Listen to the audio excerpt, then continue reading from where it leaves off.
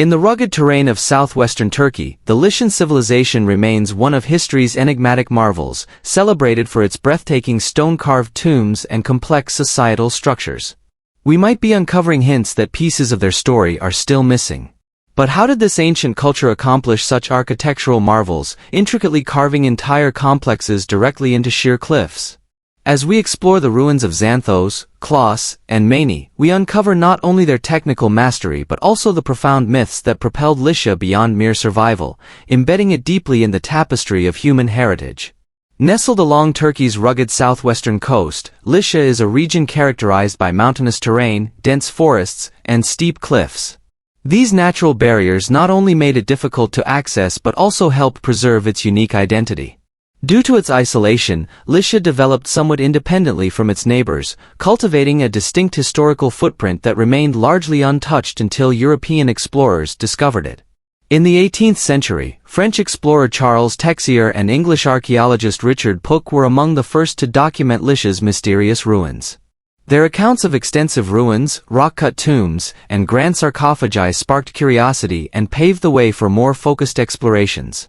One of the pivotal figures in Lycian studies was Charles Fellows, an English archaeologist whose expedition in 1838 marked a turning point in uncovering the past of this enigmatic civilization.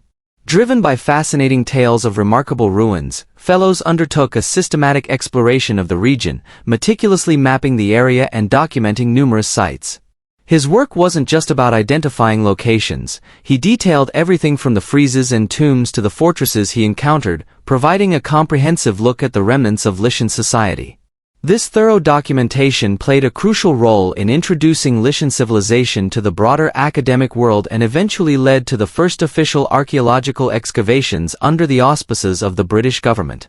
Through Charles Fellows' dedicated efforts, the marvels of Lycia were brought into the spotlight, revealing a civilization adept at building in harmony with its challenging landscape.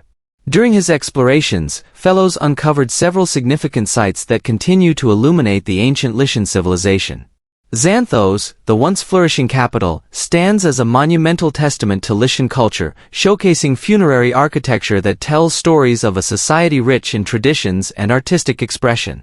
Among its most notable structures is the Nereid Monument, an elaborate tomb from around 400 BC, named after the sea nymphs that adorn its friezes. The detailed bas-reliefs depicting humans and gods illustrate a cosmopolitan blend of Lycian and Hellenistic styles, making Xanthos a treasure trove for historians and archaeologists. The site also boasts ruins of an acropolis, several Byzantine churches, and unique pillar tombs, offering a vivid glimpse into the past. There are unexplained issues in our past which are presently not explained by the system that teaches us about the past. Moving on to Tlos, this city is another jewel in Lycia's archaeological crown, famed for its extensive tombs and a well-preserved acropolis. Perched on a rocky outcrop, the Acropolis provided strategic views and served as a formidable fortress through various epochs, including Lycian, Roman, and Ottoman times.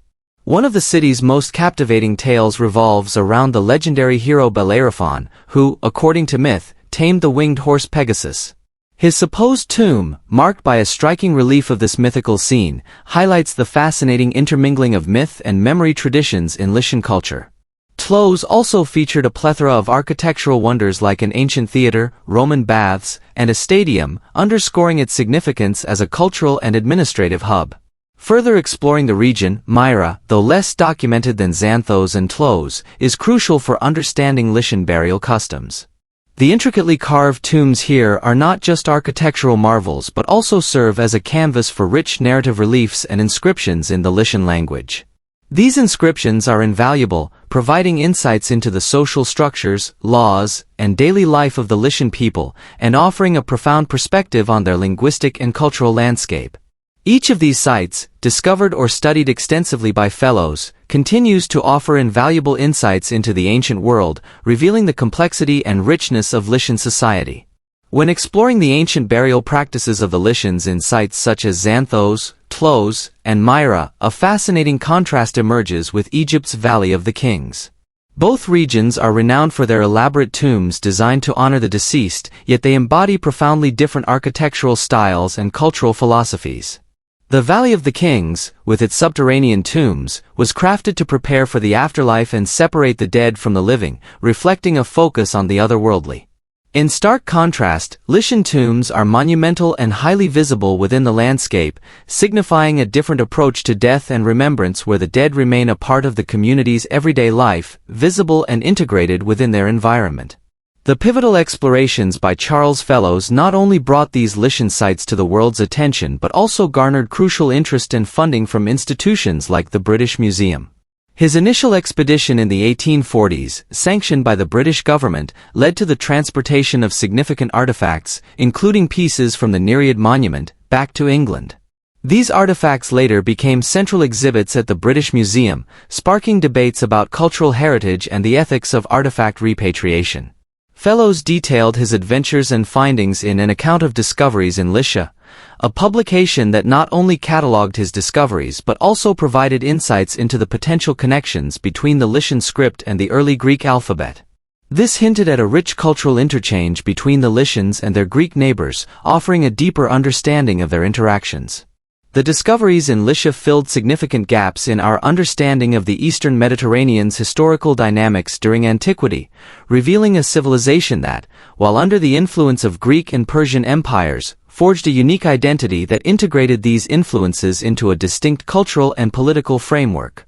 The architectural legacy of Lycia offers a fascinating glimpse into the region's unique identity and historical interactions. Among the most striking features of this heritage are the Lycian funerary monuments, particularly the rock-cut tombs that blend local and external influences beautifully. These tombs, intricately carved directly into the limestone cliffs of Lycia, often take the form of small temples or mimic traditional Lycian wooden houses, complete with detailed pediments, columns, and reliefs. The styles reflect both Greek and Persian influences, yet they maintain distinctive Lycian characteristics, portraying a society that was receptive to external ideas while fiercely preserving its independence. The house-type tombs, for instance, replicate the facades of Lycian wooden homes, featuring pseudo-beams and gabled roofs that reflect the domestic architecture of the era. On a grander scale, temple-type tombs mimic Greek temples with their intricate Ionic or Doric columns and richly decorated friezes, highlighting the cultural exchange between the Lycians and the Greeks. A prime example of this architectural marvel is the tomb of Amyntas in modern-day Fethi, dating back to the 4th century BC. This tomb is notable for its grand scale and detailed design, resembling a temple facade with 2 Ionic columns supporting a large pediment. The pediment and the tomb's inner chamber showcase exquisite Lycian craftsmanship, adept at manipulating the region's limestone. An inscription in Lycian script above the doorway identifies the tomb as the resting place of Amyntas, son of Hermeios, providing valuable insights into the personal identities and social structures of ancient Lycia. A fascinating comparison can be made between the rock-cut tombs of Lycia and the famous Nabatean city of Petra in Jordan.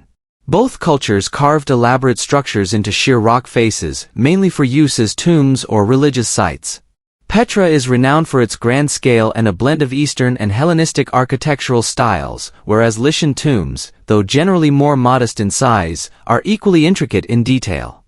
Unlike Petra's tombs, which are part of a larger urban landscape, Lycian tombs are often standalone monuments set in isolated cliff faces. As excavations in the region continue, archaeologists are delving beyond these iconic tombs to uncover urban centers, religious sanctuaries, and domestic structures, offering a more comprehensive view of daily life in ancient Lycia. Simultaneously, efforts are underway to preserve these deteriorating stone monuments, which are susceptible to environmental and human-induced damage.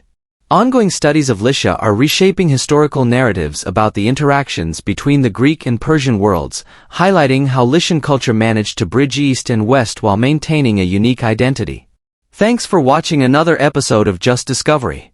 If you like this video, be sure to like, subscribe, and press the notification bell for future updates on more exciting videos. See you next time.